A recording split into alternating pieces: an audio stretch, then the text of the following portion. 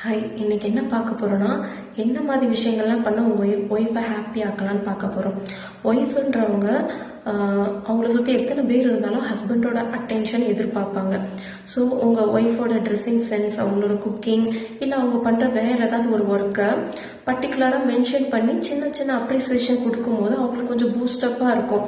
அடுத்தடுத்த நாள் அவங்கள எடுத்து செல்றதுக்கு அவங்களுக்கு கொஞ்சம் ஈஸியாக இருக்கும். ஸோ அப்பப்போ ஒரு குட்டி அப்ரிசியேஷன் கொடுக்க மறந்துடாதீங்க. அண்ட் நெக்ஸ்ட் என்ன பாயிண்ட்னா, லேடிஸோட வியூ வேறு மாதிரி இருக்கும், ஜென்ஸோட வியூ வேறு மாதிரி இருக்கும்.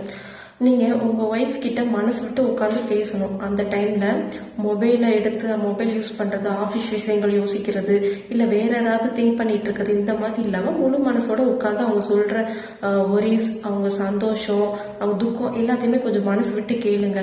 ஏன்னா சில பேருக்கு எல்லா விஷயத்தையும் எல்லாட்டையும் சொல்லிட முடியாது. சில விஷயம் ஹஸ்பண்டை தான் சொல்ல முடியும். அந்த மாதிரி உங்ககிட்ட தான் சொல்லணும்னு நினைக்கும் போது நீங்களும் அதை மனசார உட்காந்து கேட்டால் தான் அவங்களுக்கு ஆறுதலாக இருக்கும். ஒருவேளை யார்கிட்டையும் சொல்ல முடியல, இல்லை ஹஸ்பண்டையும் சொல்ல முடியலன்னா அந்த மாதிரி விஷயங்களை அவங்க மனசுலேயே அழுத்தி அவங்களுக்கு ஸ்ட்ரெஸ் ஆகிடும். ஸோ அப்பப்போ நீங்கள் இந்த மாதிரி ஒரு ஓப்பன் கான்வர்சேஷன் வச்சுக்கிட்டிங்கன்னா நல்லாயிருக்கும்.